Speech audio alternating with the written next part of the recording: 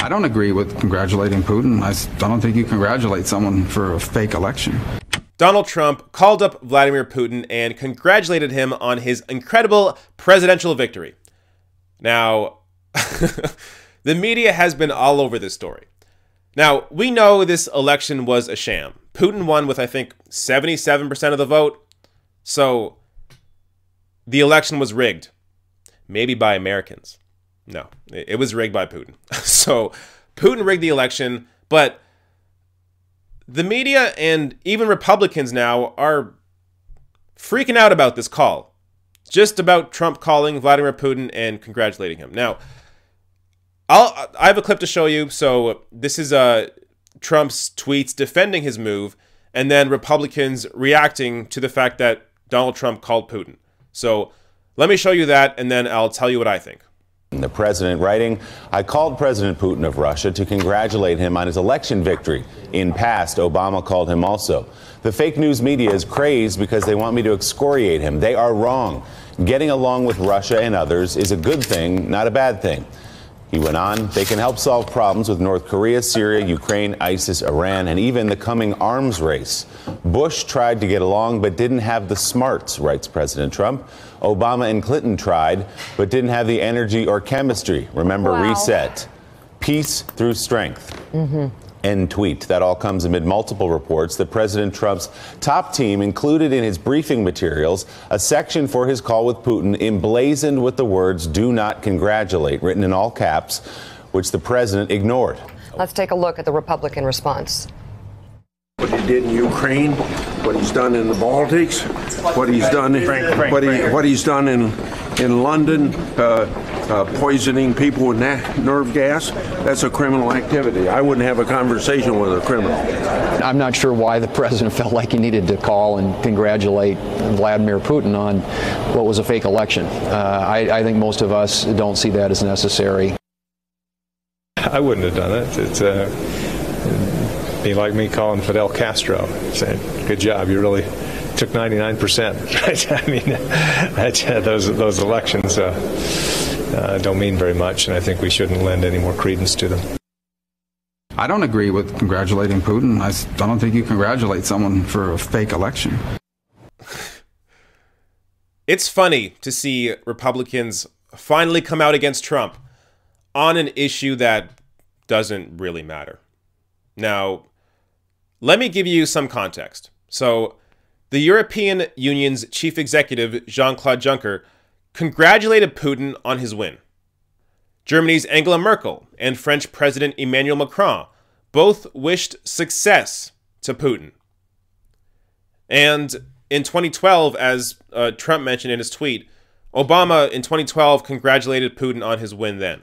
Now, I get it. It's I guess a different Putin, a different Russia now. But ultimately, it's not all that different. And when you have the European Union's chief executive and Angela Merkel and Macron both congratulating or wishing success to Putin, I don't really understand why this call is that big of a deal. Now, the problem when there's this overreaction to scandals like this is that when there is then a real scandal, suddenly it's the boy that cried wolf. Or is the boy who cried wolf. Whatever. What ends up happening is there is less of a reaction to an actual scandal because people are calling hysteria over everything. So there has to be some level-headedness to this. Now, there are other issues to discuss that deal with Trump, things that he is doing in his administration. So to focus on this just seems pointless. And now I'm focusing on it. But I hope my explanation of why I don't think this is a big deal isn't pointless. But you tell me. Now, if you think that escalating things with Russia is the way to go, that Trump shouldn't be congratulating, that he should I don't know, impose more sanctions, I'm not necessarily disagreeing with you, but is Donald Trump the person that you want doing that? I prefer the madman to play nice. Make gentle, nice calls to Putin. instead of reaming him out. I don't want Trump in there if something goes haywire. So, in my opinion, it's a lot better to let things be as they are until somebody with some brains gets in the presidential office and, maybe does things a little differently. But with Trump, I think he's doing what he should be doing with Putin. Now, somebody that I often look to for, I was going to say advice, but that would have sounded weird. Somebody I look to get a better idea of how to approach certain issues is Jeremy Corbyn, Labour Party leader in the UK, Jeremy Corbyn. So here's him speaking to BBC about how he feels how the UK should approach Russia. Speaking to the BBC, the Labour Party leader, Jeremy Corbyn, said that it was important to deal with Russia where necessary. Would I do business with Putin? Sure, he said. And I challenge him on human rights in Russia, challenge him on these issues, and challenge him on that whole basis of that relationship. Russia is a huge country that suffered more than anyone else in the Second World War, and we have to recognize that there has to be a relationship with Russia. Robust, yes. Assertive, yes. Demanding, yes. But there has to be a relationship. Now, to me, that is a level-headed leader. So, yes, on one hand, definitely push the Russian government on issues like human rights. At the same time, you need a working relationship with the Putin government.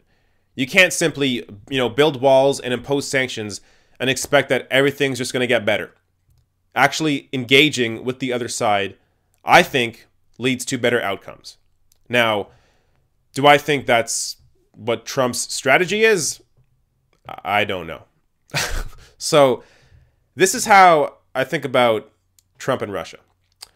On one hand, I'm glad that Trump is being kind. I don't want a madman like Trump escalating a situation and getting into a potential war with another madman like Putin.